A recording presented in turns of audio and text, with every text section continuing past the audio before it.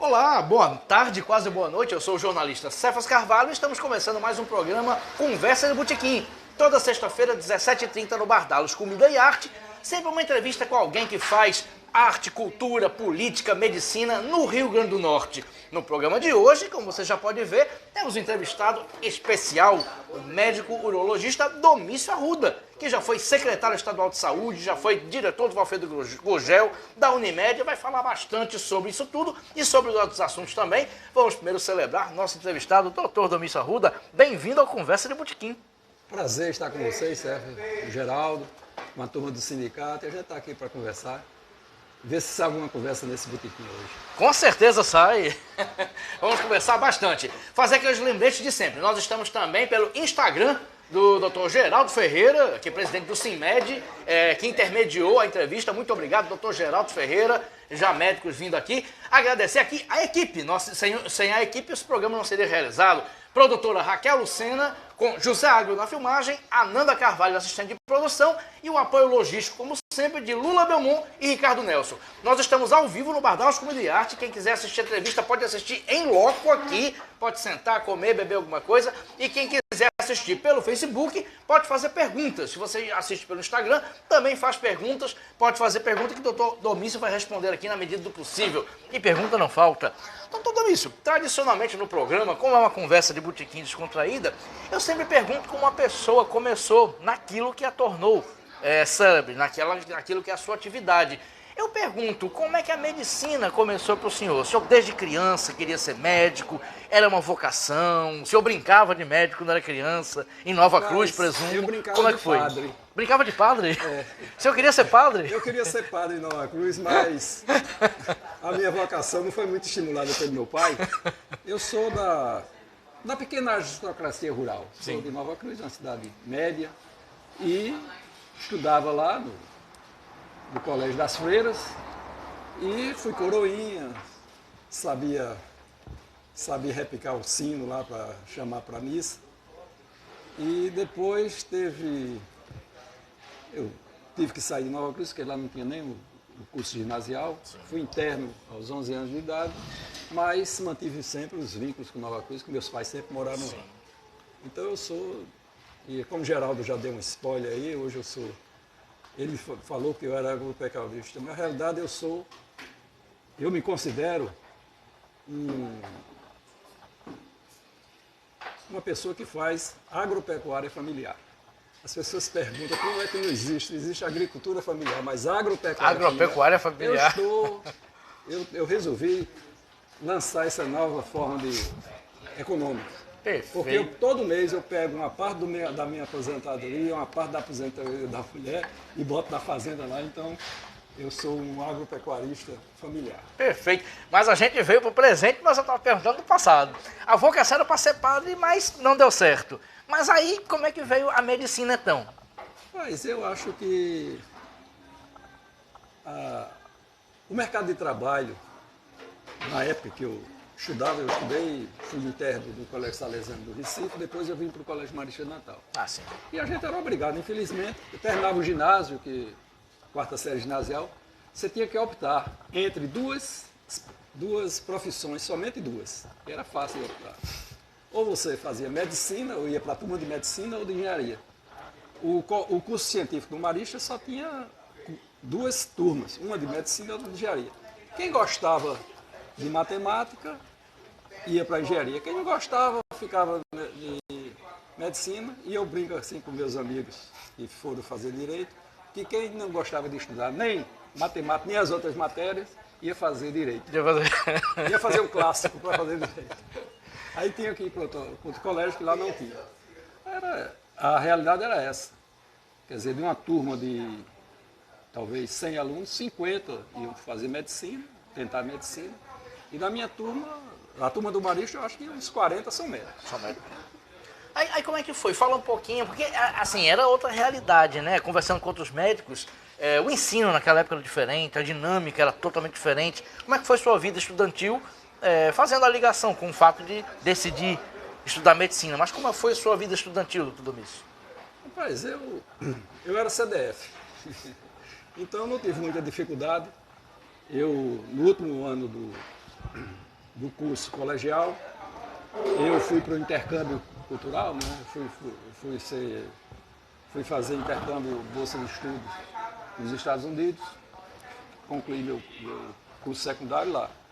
Defasei um ano com relação à minha turma do Marista, mas eu voltei para o Marista, fiz o vestibular no ano seguinte, e eu sou de uma turma que é sui generis, apenas 2 turmas da universidade tiveram o chamado curso indiferenciado. Você passava no vestibular, não era para medicina, era área biomédica, que era medicina, enfermagem, acho que não tinha nem enfermagem no curso, era medicina, farmácia, odontologia e biologia. E depois de 6 meses é que vinha uma outra classificação. Então isso aí durou só 2 anos, não deu muito certo a experiência, mas eu sou dessa turma, fiz o curso, o vestibular era único, né? Às vezes eu falo com o pessoal aí, nós tínhamos apenas uma faculdade do Estado, e era praticamente uma por de Estado, e os vestibulares eles eram únicos no mesmo horário, você só tinha uma chance. Nós estamos hoje, a realidade é muito diferente, além dos outros cursos que já surgiram, né? Você tem ideia que cidades do interior já tem curso de medicina. Natal, próximo ano, vai receber mais 3 cursos de medicina, praticamente 2 já estão certos, mas provavelmente outros já. Então, e continua sendo um curso muito disputado, naquela época já era. Já era. Era mais fácil, era mais difícil, eu acho que era igual. Perfeito. Então vamos falar agora sobre, efetivamente, como estudante de medicina, aqui em Natal, né? Você falou em Recife, mas aqui em Natal. Eu estudei aqui em Natal. Como é que foi o curso? Considerou difícil, fácil, foi tranquilo? Aconteceram coisas... O curso de medicina, o difícil é você passar no vestibular. Sim. Porque depois as matérias lhe entusiasmam muito, você é muito motivado para estudar, e também é um curso muito prático. E ele tem um espectro muito grande, você pode escolher entre várias coisas. Se você se for mais introspectivo, se não quiser conversar com ninguém, você vai trabalhar no laboratório. Se você quiser conversar muito, você vai ser psiquiatra. Se você quiser mexer muito com as habilidades manuais, você vai ser... E se você quiser ganhar dinheiro, você vai com os outros Geraldo, vai ser anestesista. Anestesista. Já é o terceiro que fala isso, viu? Deve ser verdade. Terceiro médico entrevistado que fala isso. Mas eu fiz 5 anos aqui, o último ano, que é o 6º ano, na minha época existia um convênio com o antigo INPS, o antigo INAMPS. Né? E os grandes hospitais do Rio de Janeiro, os hospitais hoje que ainda são grandes hospitais, o Hospital dos Servidores Públicos, do Andaraí, de Ipanema, da Lagoa, tinha convênio, a gente podia fazer o 6º ano lá. Eu fiz o 6º ano lá. E foi aí que eu me tornei urologista. Eu não posso dizer que abracei. A única especialidade que a gente pode dizer que não pode abraçar, né? É a urologia. Eu me tornei urologista por uma questão de oportunidades. Sim. Eu, ainda no 5º ano, 4º ano, eu tentei fazer psiquiatria. Fui estagiário no Hospital Colônia. E depois desisti. Não gostou da experiência?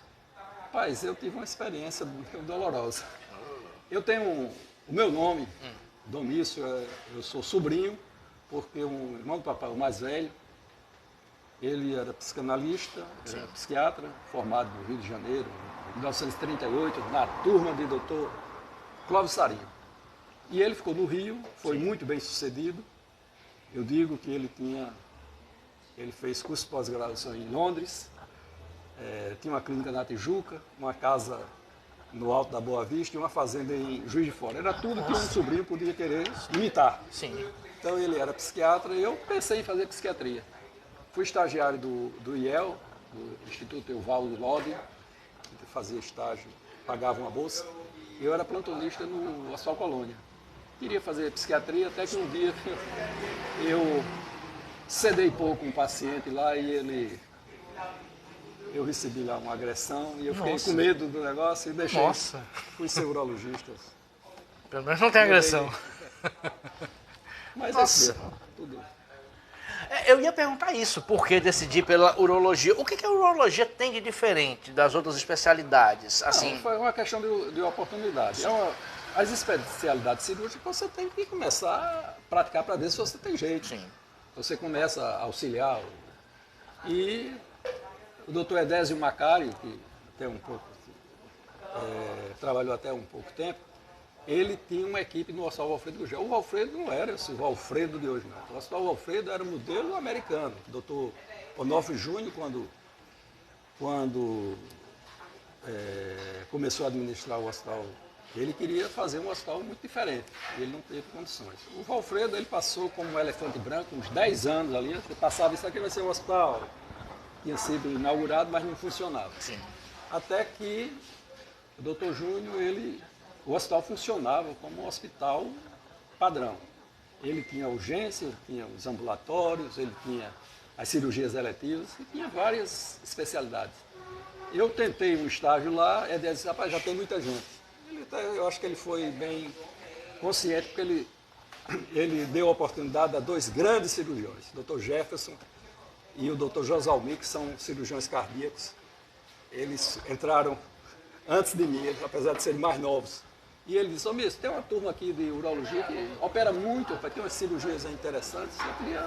Eu fui trabalhar com algumas pessoas interessantíssimas, Dr. Marcos Lassino, Dr. Américo Gentili, Dr. Francisco Teixeira, que foi presidente do Sindicato dos Médicos, Dr. Marco Amaral. Com eles eu convivi a minha vida toda, e com o Dr. Teixeira, eu, além de ter sido estagiário dele, fui colega dele no meu tempo, e ele me colocou até na aventura de ter sido tesoureiro do Sindicato dos Médicos. Teixeira, que foi presidente, falecido agora. Cerca de 2 anos. Perfeito. Então eu comecei como estagiário. Quando eu fui para o Rio de Janeiro, o pessoal perguntou, qual é a sua área de interesse? Aí você tem que fazer tudo. Aí eu fui um dia lá para a maternidade, na Praça 15, o professor lá, velhão assim, disse, rapaz, você quer ser obstetra? Não. E o que é que você está fazendo aqui? O estágio eu tenho que passar aqui. Passar. Rapaz, você quer fazer o quê? Eu quero fazer uma especialidade de cirurgia, estou pensando em urologia. Fique lá na sua urologia. Eu dou aqui você não precisa vir aqui. Você vem aqui uma vez ou outra assim, conversa comigo e está resolvido. Então foi mais ou menos isso. Essas coisas Perfeito. que acontecem. A gente vai voltar para a questão da urologia, tem várias perguntas sobre isso, mas vamos continuar a linha temporal. Aí como é que foi esse início de carreira? Já formado? Não, eu fui para o Rio. Isso, após o Rio de Janeiro, voltando para Natal. Na época, até para a turma mais nova, se alguém estiver assistindo, você entrava direto na urologia. Não tinha que fazer. Hoje você tem que fazer 2 anos ou 3 de cirurgia geral para fazer urologia. Na época eram 2 anos de urologia. Sim. Anestesia, por exemplo, era só 1 ano. O cara já saía especialista, porque tinha muita prática. E quando eu terminei os 2 anos, eu teria que voltar, mas minha mulher, eu já estava namorando para casar, né? Sim. Ela é 1 ano depois de mim. Eu fiquei esperando lá, eu arranjei lá. Eu acabei ficando 5 anos no Rio. Não fiquei mais no Rio porque veio o segundo filho. Se não fosse isso, que estava muito complicado lá. Mas teve vontade de continuar morando no Rio? Eu trabalhei lá numa equipe que hoje ainda trabalha lá, uma equipe muito boa. Eu trabalhei com uma pessoa excepcional, o Dr. Paulo Martins Rodrigues, que ainda está em atividade. Eu já parei e ele continua. E eu fazia parte da equipe dele. Eu trabalhei mais 3 anos, fui plantonista numa clínica que na época, nas devidas proporções, seria o Sírio-Libanês, aqueles Garras Azul Médicos foi internado lá, Brizola foi internado lá. Eu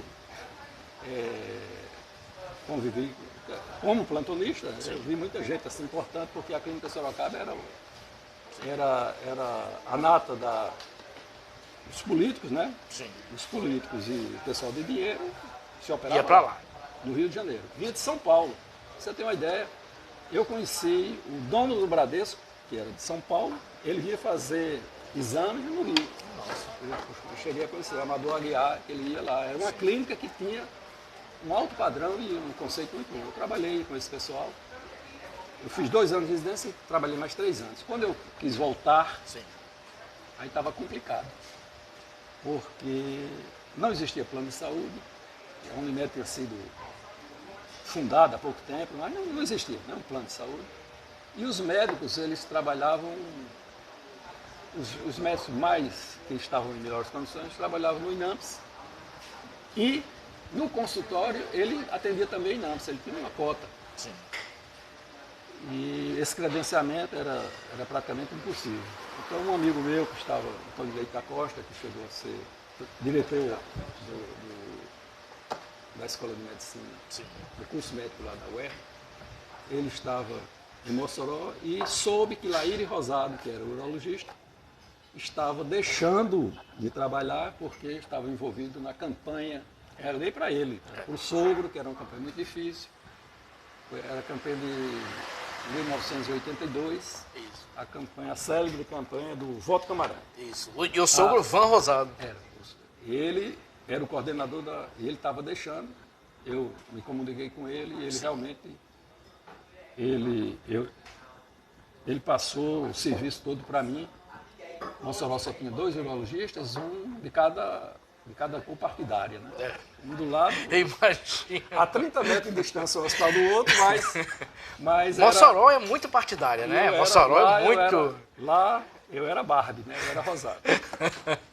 Mas eu trabalhei lá, fiquei 1 ano e pouco, até que surgiu uma oportunidade, a mulher foi chamada aqui para um concurso da universidade, e eu não tinha nada. Não ter nada em Mossoró e ter aqui era a mesma coisa, né? Então eu passei aí um tempão sendo o marido da professora. Acho que talvez tenha sido a melhor época da minha vida.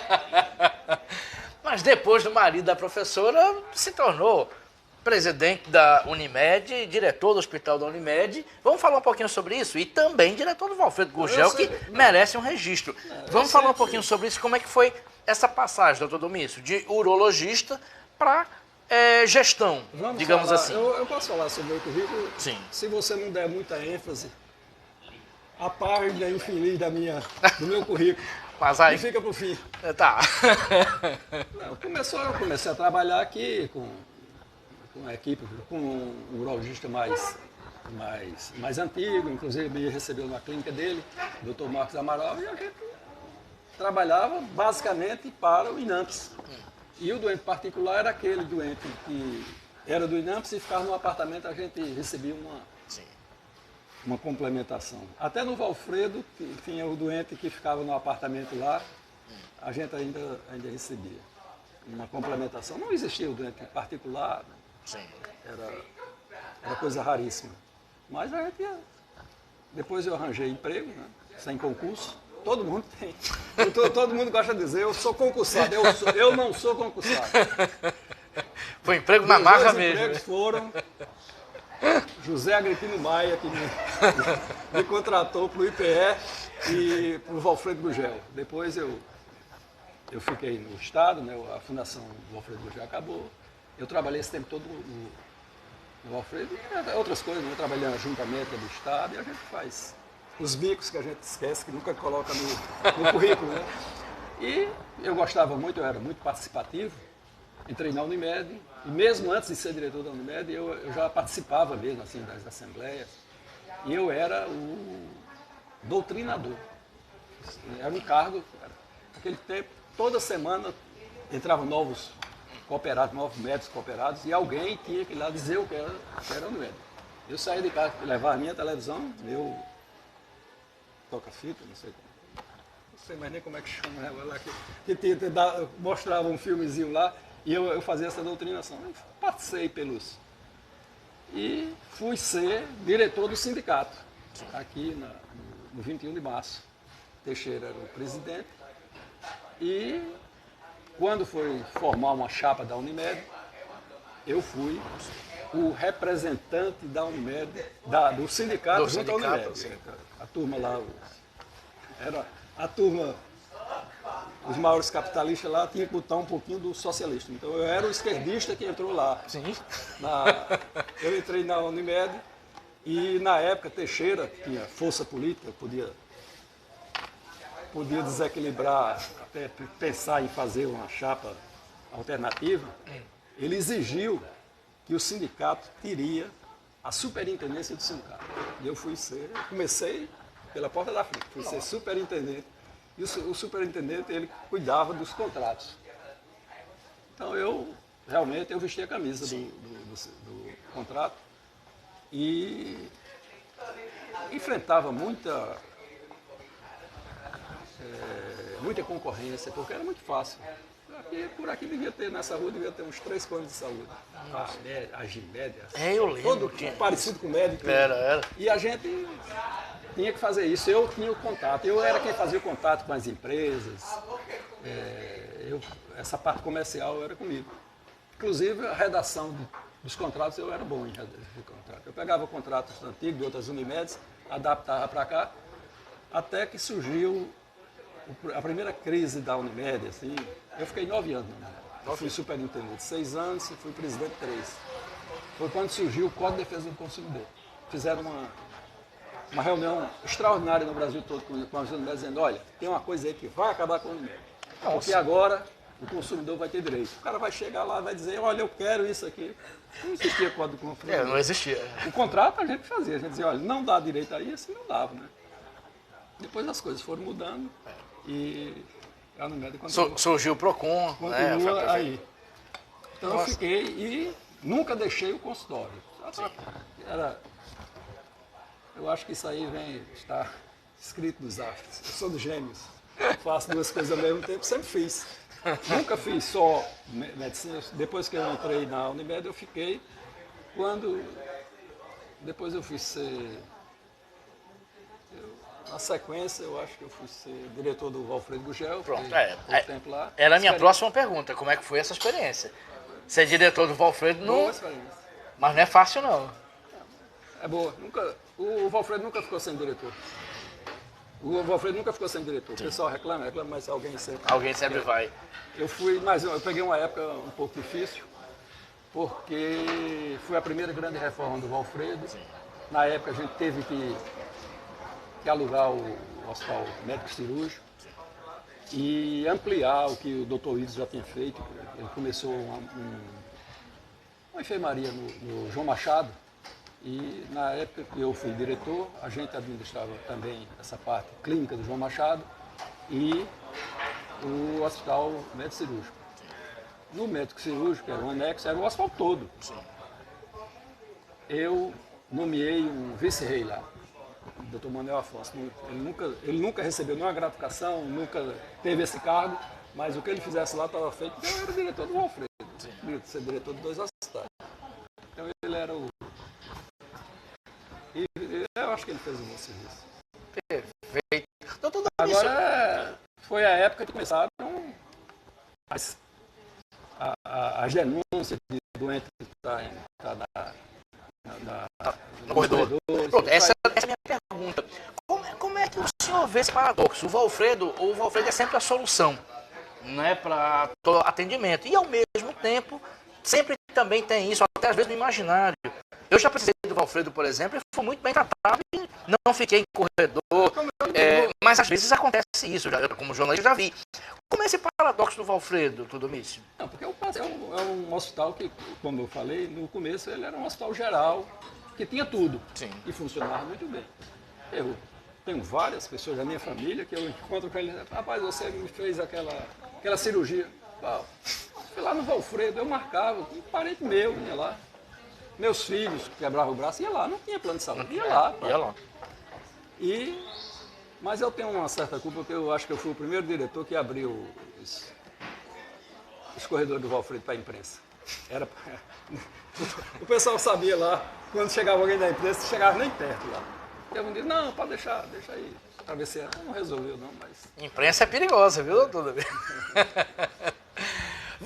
Vamos passar para outra questão de gestão. Ricardo, por favor, mais uma. Outra questão de gestão, doutor Mício, o senhor também foi secretário estadual de saúde, 2011, se não me engano, 2012. É a página infeliz da minha história. Mas, como jornalista, eu tenho que perguntar, não tenho como não perguntar. Como é que foi essa experiência, doutor Mício? Olha, foi tudo, no fim, depois, tudo dá certo, tudo é bom. Né? No começo foi muito bom, eu entrei, eu estava muito entusiasmado, para chegar lá, eu fui porque eu quis. Sim. da mesma forma como o Valfredo. E só chega, eu vou fazer um parênteses, só chega secretário estadual quem tem Agora, currículo também, né? Eu achava que Você eu tinha experiência, porque eu trabalhava no Estado, trabalhei em vários, se conhecia. Trabalhei no Valfredo, eu tinha sido diretor do Valfredo. Tinha minha experiência como presidente da Unimed, fui diretor do Hospital da Unimed também, eu tinha. Isso. E de formação eu tinha dois cursos de pós-graduação em administração hospitalar. Quer dizer, eu achava que, na época, a governadora médica, minha colega de turma, Rosalba Ciarline, isso. e ela chegava com Foi sua colega de turma? colega de turma. Rosalba, ela começou o curso em João Pessoa, mas eu acho que no terceiro ano ela veio e formou com a gente. E ela veio com a equipe dela, era pequena, ela expandiu a equipe. Eu achava que o show que ela tinha dado lá em Mossoró com o prefeito, todo mundo dizia que seria a mesma coisa, mas não. As coisas da política e as... Ela realmente, como prefeita, ela saiu com avaliação recorde, né, em Mossoró. Eu achava que seria diferente, que eu poderia resolver mais coisas, mas algumas coisas ainda ficaram. Eu acho que essa coisa que eu lhe falo de página infeliz da história é porque isso não é da minha história, de todo secretário de saúde. Você vai, enquanto você é secretário, está tudo bem, você tem uma assessoria jurídica, você tem todo o apoio. No dia seguinte, companheiro, é oficial de justiça, intimação para você comparecer tudo de repente, Nossa e processo que não acaba mais. Eu só conheço 2 pessoas que estão livres do processo desses últimos, só 2 secretários que conseguiram. Foi o doutor Rui Pereira e o doutor Adelmaro, que foram secretários, e eles só se livraram dos processos. Porque partiram, exatamente, eu já ia citar. Eu ainda, há 12 anos depois de ter saído, eu ainda tenho... Ainda tem? Você nunca vai dizer, Domício, você não deve mais nada à justiça. Você não vai ser um bônus para mim de maneira nenhuma. Porque as coisas, eu vou dar um exemplo muito fácil aqui. Sim. Um paciente precisa fazer uma cirurgia que o SUS não dá. Sim. Entra com o advogado, o juiz manda bloquear um dinheiro da conta da secretaria, a cirurgia é feita, tudo bem. Anos depois, um convênio de onde saiu aquele dinheiro, o gerente da Caixa disse, aquele convênio não foi executado, ele tem que devolver depois de 8 anos. Quando ele vai devolver, olha, houve aqui tiraram o dinheiro aqui. E foi o secretário que tirou. Ele sabe que foi o juiz que mandou, mas quem tem que responder É o secretário. é o secretário. E aí vai. Nossa. O Tribunal de Contas, o burocrata lá, era para responder um ofício lá na sexta-feira, ele deixa para a segunda. 7 anos depois, vem para o secretário, rapaz, perdeu aqui, vai ser uma multa do... Ainda bem que eu não fui candidato federal a nada na política, mas eu tenho o hat-trick das listas de inelegibilidade. Eu já entrei em 3. Nossa Senhora. Por conta de processo que tinha lá no Tribunal de Contas. Eu não sou candidato, nunca disse que era candidato, você é inelegível. Eu vou saber disso. Como assim? Mas eu fui 3 vezes, é o hat-trick. Hat-trick. Ai, doutor, haja história. Agora eu acho que, eu até a oportunidade aqui de dizer que talvez, se eu disser assim, eu não tenho nenhuma obra para mostrar, mas o Hospital da Mulher, a parteira Maria Pereira, de Mossoró, que está funcionando, ainda não está no pleno, ele foi a causa das minhas noites mal dormidas, na quase totalidade delas, e também eu sou o homenageado oculto que não está meu nome lá na placa. Mas aquele hospital só saiu porque fui eu que dei um dos pontapés iniciais. Vou contar essa história para ficar gravado. Pode contar. O Banco Mundial veio uma delegação aqui e passou uma semana. Na sexta-feira, o secretário de Planejamento telefona para mim, ali no final da manhã, a turma já achando que eu não ia voltar mais, para o expediente da tarde ser, quando o secretário está lá, demora mais. Demora mais. Aí eu fui convocado para ir para uma reunião. Olha, você tem que ir para uma reunião agora à tarde, aí, que o pessoal do Banco Central, do Banco Mundial quer saber o que é que tem para... Veja o que é que tem aí. Reuni o pessoal. Tem algum projeto aqui?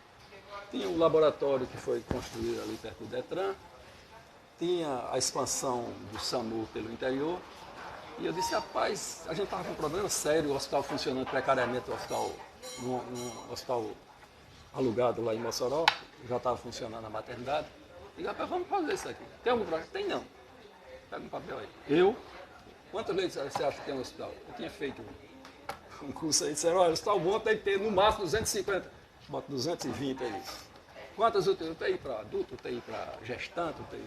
E fizemos aquele... Eu fui apresentar lá na saliva. Quando terminou, o pessoal disse, rapaz, gostei muito disso aí. E foi aprovado. E foi aprovado. Esse hospital já tinha sido pensado desde o tempo de... A necessidade do hospital existia. Inclusive o nome, Hospital da Mulher, e ele continua e está lá. Meu nome não está na placa. É fantástico. Eu tive por lá. Agora, se eu não tivesse ido para aquela reunião, ele não teria entrado no Banco Central. Isso. Mas fica a satisfação pessoal, né, doutor Domício? Só para mim, né? E agora? Da conversa aqui. E agora? Como é a conversa de botequim? Isso, agora. Posso contar essas coisas. Pode ser. Pô, a conversa de botequim tem... Tira gosto. Gosta de queijo coalho? Estamos aqui no Bar Dallas Comida e Arte. Quem quiser, entrevistando o médico, o urologista e também escritor Domício Arruda. Quem quiser assistir no Bar Dallas ainda está em andamento, pode vir. Se você estiver no Centro de Natal, venha para cá. Quem quiser fazer perguntas, pode fazer pelo Facebook. Enfim, estamos aqui em total interatividade. Agradecer a todo mundo que está aqui, muita gente bacana. Presidente do Sindicato dos Médicos, doutor Geraldo Ferreira, anestesista, né, que é uma categoria boa, né, segundo o senhor. Trabalhei muito com ele com o Teixeira na segunda-feira. Trabalhou com o doutor Geraldo? Lá no frente do Gel. Fazendo cirurgia eletiva. Eletiva, perfeito. Bom, eu tenho mais um monte de assunto. A gente vai chegar na parte também de escrita, que o senhor também escreve, a gente vai chegar nisso. Mas deixa eu falar sobre urologia. A especialidade do senhor, urologia, porque, por exemplo, eu já entrevistei aqui clínicos gerais, já entrevistei anestesistas, doutora Ana Maria, entrevistei ginecologistas e obstetras, que tem toda aquela mística, né, de trazer um filho ao mundo. A urologia mexe com órgãos sexuais, mexe com infecção urinária, é um tabu, no fundo é um tabu. Eu pergunto, quando se deve procurar um urologista? Já é desmistificado? Como é que os homens, principalmente, que os homens são mais avessos a médico, né? Isso é provado. Como é que se encara a urologia, doutor Domício? A urologia é uma especialidade antiga. Sim. E é uma especialidade que hoje tem várias subespecialidades. Existe essa conotação, existia até no passado, existia uma especialidade chamada venereologia, que tratava só das doenças venéreas. E o urologista tratava também disso. Mas o urologista, ele é como o carrossel de São Severino, né? Homem, mulher e menino. O urologista, ele trata de homens, né? Trata os homens, tanto a parte genital, os órgãos sexuais, né? E também a parte urinária. E a parte urinária da mulher, que é uma é uma subespecialidade, mas é uma parte importante da urologia. E das crianças também. Tem a cirurgia infantil, mas tem os urologistas infantis, que as doenças são muito comuns também na infância. Na mulher, por exemplo, os cálculos renal, é o urologista que faz. Sim. Os tumores, tumor de rim, tumor de bexiga, a mulher também tem. É tudo urologia. Urologia. E a parte genital também. Agora, o órgão mais importante, assim, que a urologia é mais conhecida, é por conta da próstata, que acomete os homens, né? E a urologia é uma especialidade que ela é muito avançada em tecnologia, sempre foi. As cirurgias endoscópicas, a grande maioria começaram pela urologia. Quer dizer, operar o doente sem corte, os urologistas foram pioneiros. Mas, agora mesmo, o maior avanço nos últimos anos da cirurgia geral, de uma maneira geral, é a cirurgia robótica, que passou alguns anos fazendo só urologia. É Só mesmo? urologista que fazia, porque foi uma cirurgia que foi desenvolvida para operar o câncer de próstata. Nossa. E depois, hoje, Eu não sabia hoje disso. se faz até cirurgia de tireoide com cirurgia robótica. Está em todas as áreas e é uma cirurgia que ainda não chegou em Natal. Talvez tenha sido a tecnologia que demorou mais tempo para chegar a Natal. As outras sempre chegaram primeiro, a laparoscopia chegou, é porque o aparelho ainda está muito caro. Nós temos aqui no Nordeste, só tem Recife, Fortaleza, Rio e São Paulo, mas vai chegar, porque com o tempo os aparelhos vão barateando, né? Mas a urologia, ela é uma especialidade de uma tecnologia, o tratamento dos cálculos, a endourologia, quer dizer, a primeira vez que eu vi falar em endourologia foi em uma reunião científica, médica, não, foi no Fantástico, alguém mostrando que nos Estados Unidos tinha um aparelho que entrava pela uretra do homem e ia até o rim, e eu achei que era mentira. Eu digo, não pode. Como é que pode? Como é que pode dar isso? as curvas que vai dar. E era um aparelho rígido, semi-rígido. E hoje, quem operar cálculo, hoje, o Geraldo deve ter dado algumas anestesias para a gente fazia um corte grande, 10 centímetros na região lombar do paciente, para tirar um cálculo lá de 1 centímetro. Hoje, isso é feito pela uretra. E essa tecnologia que eu achei que era fantástica, né? E era realmente fantástica, hoje é o dia a dia do urologista. Então é uma boa especialidade. Se não fosse, eu não teria deixado meu filho ser urologista. Então, Paulo, meu filho mais velho, É urologista. é urologista aqui em Natal. Eu tenho outro filho que é radiologista, ele mora em Porto Alegre. Perfeito. Doutor Domingos, aproveitar a sua presença como urologista conhecida, porque a gente tocou no assunto, deixa eu tocar 2 temas que é bom tocar também para conscientizar. O primeiro tema em relação à saúde. Tradicionalmente, e eu vejo isso assim no meu meio, meu meio jornalístico, meu meio social, meus amigos, mulheres procuram médicos assim que tem qualquer coisa, ou até para se prevenir. Homens geralmente demoram para procurar médicos. E homens têm problemas até, foi uma matéria muito boa, inclusive da Folha de São Paulo, há 4, 5 anos, que homens perdem o pênis, por exemplo, por falta de higiene. O câncer de pênis acomete isso.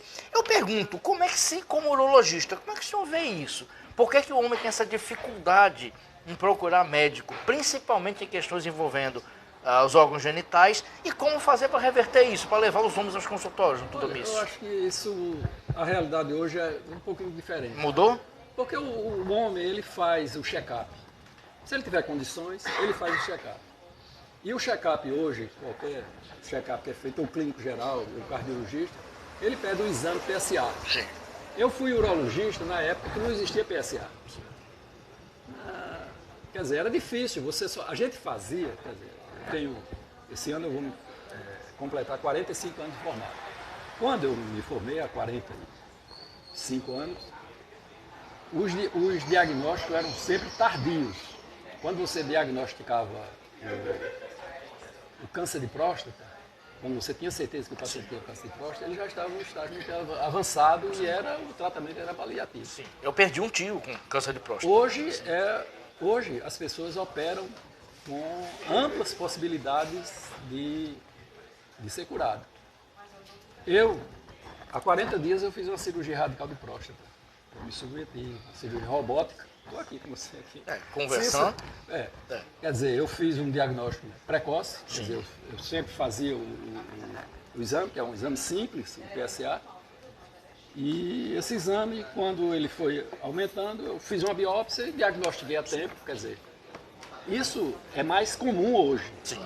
Porque antigamente, como eu digo, eu não teria feito há 45 anos, eu achava que estava tudo bem, que eu não tinha nenhum exame, não estava sentindo nada. Né? Mas já existe uma conscientização.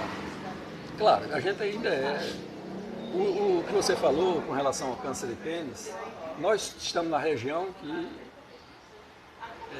ainda a incidência ainda é grande. Eu trabalhei no hospital Sim. na Liga E na época que eu trabalhava, já faz mais de 15 anos que eu deixei, ainda era comum o câncer de pênis que tem diminuído. Tem diminuído. Infelizmente. As condições higiênicas têm melhorado e realmente o câncer de pênis é um câncer da sujeira. Da Né? sujeira, falta de higiene. E aí vem outro assunto também, doutor Domício, ainda já diminuiu, eu sei, mas ainda existe um tabu com o toque retal, com o exame de próstata. É uma piada entre amigos sempre, principalmente na faixa de idade, a minha faixa de idade, 50 anos, até hoje é piada entre amigos, quando um vai fazer. Como se mudar isso, doutor Domício? Porque a gente sabe que um exame precoce pode evitar, pode detectar. Olha, o toque retal é um exame muito importante. Se você tiver num lugar que você tem condições de fazer 3 exames, você faz o toque, Sim. o PSA e o ultrassom. Se você tiver só 2, você faz o toque e o PSA. Se tiver só 1, você faz só o toque. Mas você pode fazer o diagnóstico também com outro exame, com PSA, quer dizer, não é imprescindível que faça o toque. É importante, é muito importante, faz parte da rotina do urologista, deve ser feito. Sim. Mas se por questões Culturais. alguém disser, eu não quero fazer, não vai deixar de ser consultado não, e não vai deixar de fazer diagnóstico. Mas é uma tolice masculina, o senhor não acha? Rapaz, Se preocupar com... eu não acredito que o seu urologista vai ter isso aqui. Eu já ia dizer que fiz o toque e o senhor... Perdeu a oportunidade. não, olha, eu acho que tem pouca gente hoje que recusa. Que recusa. Eu, nesses anos todos, poucos pacientes. E os que recusam, geralmente levam azar. Né? Acaba aparecendo alguma coisa. Eu perdi um tio com câncer de próstata, nos anos 2000, né? Não foi agora, faz tempo. Mas porque ele Olha, se recusava a fazer. É o câncer mais comum, maior incidência no homem a partir dos 60 anos. Né? Ainda é. Tirando o câncer de pele, é o câncer de próstata. Continua. A notícia boa é essa, que o diagnóstico tem sido precoce. Sim. E tanto a cirurgia quanto a radioterapia são tratamentos curativos. Sabe? E você vai ter que continuar fazendo isso. E a cada 6 amigos seus que você tem, um vai ter câncer de próstata. Que pode ser detectado e pode ser curado, tratado, Tá, uma vez detectado. E foi o tratamento precoce. Esse tratamento aqui em Natal, ele, mesmo quem não tem plano de saúde, ele é muito acessível, ele é feito na Liga, ele é feito em hospitais que tem os centros de tratamento de câncer. O SUS, ele é muito bom para alta complexidade. Sim. O paciente que tiver uma arritmia, o Valfredo não precisava nem ter plantonista para arritmia. Diagnosticava uma arritmia, você telefonava, mandava o doente para um hospital particular, já internava, se tivesse que botar um marca-passo, colocava. E ainda é mais fácil você fazer uma revascularização cardíaca do que uma cirurgia de uma hérnia, uma vesícula pelo SUS. Quer dizer, a gente tem alta complexidade, é mais fácil, não estou dizendo que é muito mais fácil fazer do que fazer uma cirurgia de média complexidade ou pequena complexidade. Perfeito. Estamos aqui no Conversa de Botequim com o médico Domício Arruda. Vamos falar agora sobre sua vocação como escrevinhador. O senhor escreve constantemente no blog Território Livre, de Laurita Arruda, que é hospedado na Tribuna do Norte. Como é que é essa vocação para escrever também? Assim, a vocação de padre já foi brecada, mas havia a vocação de escrever. Como é que foi isso, doutor Domício? Eu sempre... O médico, no modo geral, se ele quiser, ele tem uma obrigação de escrever. Né? A gente conta história, né? A gente colhe a história do paciente, a gente tem a obrigação de escrever a história. Sim. O clássico é você escrever a história do paciente. Sim. Você tem que falar sobre a vida dele, os seus antepassados, as condições higiênicas, você tem que fazer essa história. Eu sempre tive facilidade para escrever. E jornalzinho de escola, isso aí eu escrevia do Marista, de jornal, essas coisas mimeografadas, essas coisas a gente escrevia sempre. Mas com as redes sociais, já mudaram muitas coisas. Eu era tuiteiro, né, quando começou o Twitter, e eu comentava muito as notícias do blog de Laurita, que o blog era só ela. Né? Sim. Então, ela tinha uns 10 ou 12 colaboradores eventuais, assim, as pessoas, os comentaristas dela, né? O pessoal chamava até os Lauritos. E eu era um deles, né? Excepcionalmente. Quando ela foi fazer uma reformulação do blog, eu acho que ela queria que eu continuasse sendo um comentarista assim mais diferenciado. Sim. Cassiano passou a escrever no blog e ela me chamou. Eu disse, olha, eu tenho umas coisas que eu já escrevi aí, mostrei, ela gostou. Eu digo, eu vou fazer aqui o que eu escrevo. Eu escrevo, os meus textos são pequenos, eu sou urologista, eu nomeei de testículos. Eu comecei a escrever esses testículos, minhas opiniões sobre coisas da política, do dia a dia, do comportamento humano, né?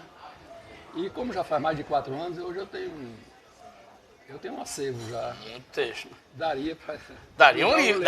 Mas aí eu teria que parar para organizar esse livro, eu vou deixar para pouco depois.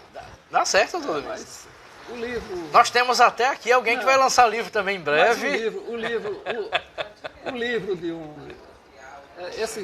os colegas que publicam livros, eu acho que a gente às vezes constrange muito os amigos, obriga o cara a comprar um livro que ele não vai ler, que vai participar depois do lançamento, da noite de autógrafo, ninguém mais abre aquele livro. Eu não sei, eu tenho muito...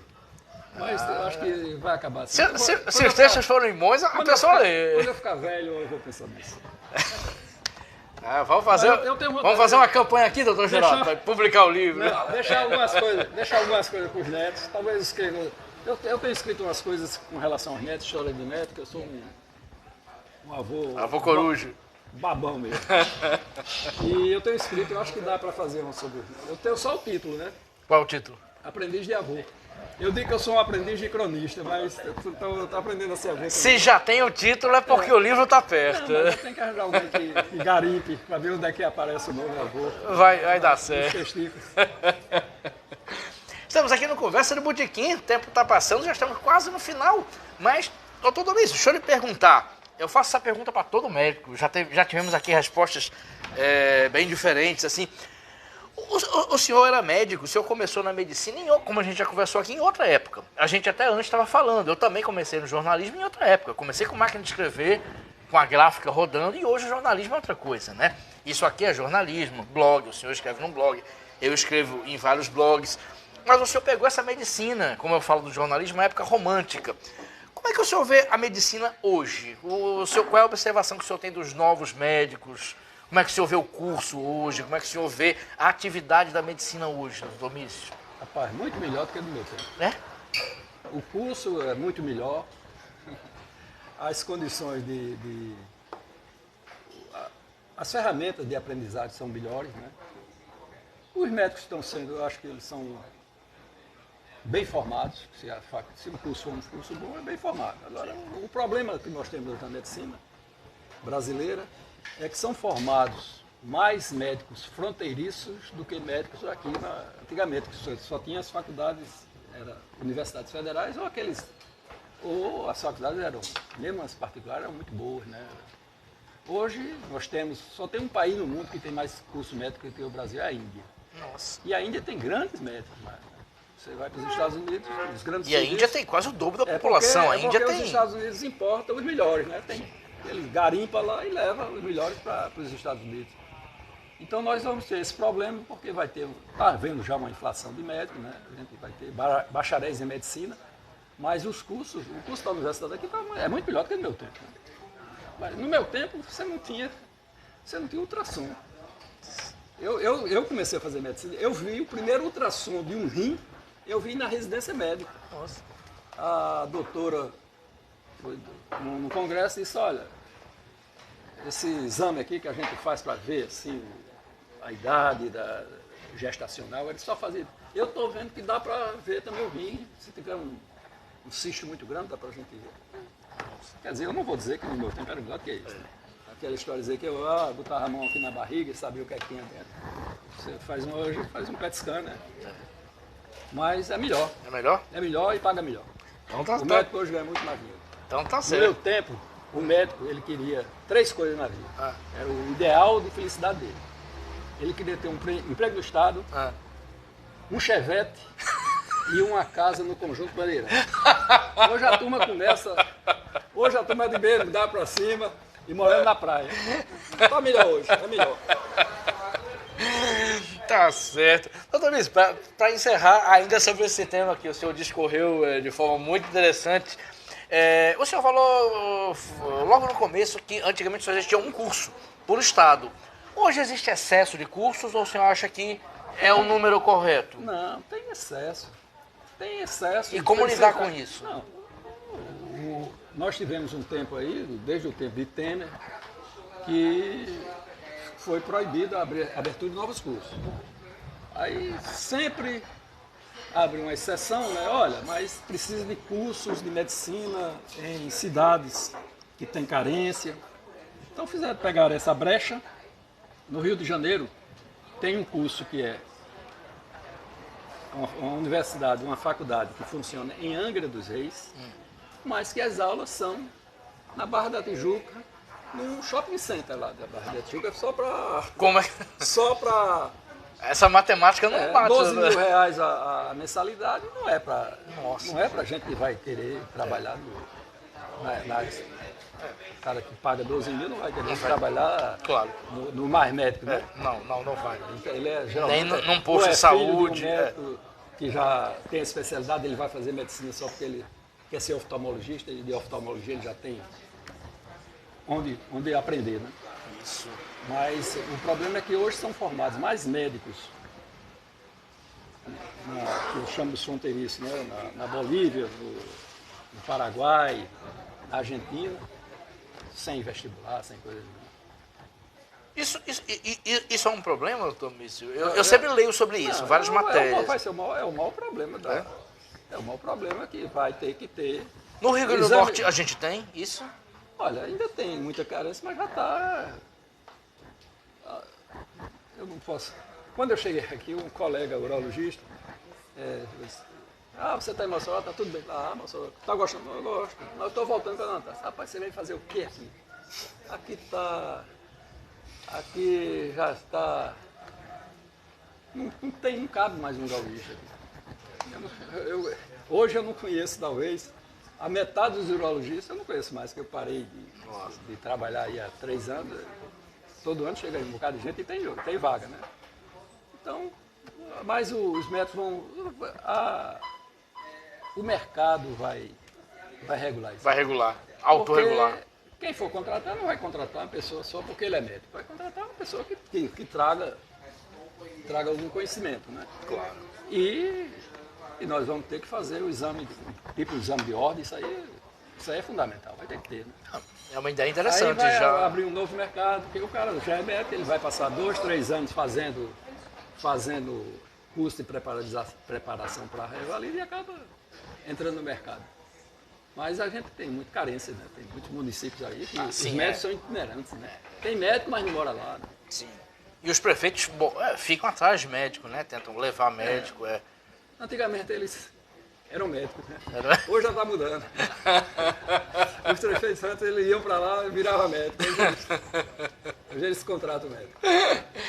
Conversei aqui com o doutor Domício Arruda, que vai lançar um livro em breve, né? Pelo que eu vi aqui. Não é, doutor Geraldo? Pelo menos pareceu aqui. Falta talvez você perguntar qual é a rotina de um médico aposentado. Nossa, a pergunta é do doutor Geraldo, não é minha não. Qual é a rotina de um médico aposentado? Rapaz, Agropecuarista familiar? Agropecuarista familiar. Você escreve, você responde as coisas. E quando eu não tinha netos, agora eu tenho netos, né? É diferente. Aí apesar de não darem trabalho nem tomarem meu tempo. mas a gente tem outros interesses. E a gente não deixa de ser médico. Né? Ah, não deixa. A gente, eu brinco assim, fui médico, não. Sou médico, inclusive, eu sou um médico remido, né? Eu continuo, eu posso, se eu quiser, se apertar, eu posso ir para uma cidade do interior e fazer medicina. Mas está apertado? O senhor não foi anestesista, né? Se fosse anestesista, não estava apertado. Foi uma brincadeira. Com o nosso amigo Dr. Geraldo. Conversei aqui com o Dr. Domício Arruda, uma conversa maravilhosa. Dr. Domício, obrigado por ter aceitado. Espero que o livro saia. Fiquei curiosíssimo em ler os seus textos como livro. Vamos torcer, né, Dr. Geraldo?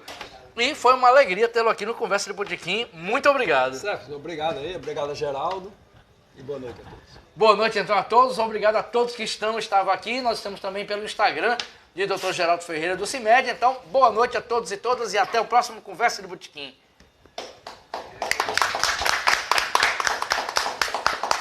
Geraldo, quer dizer que todo mundo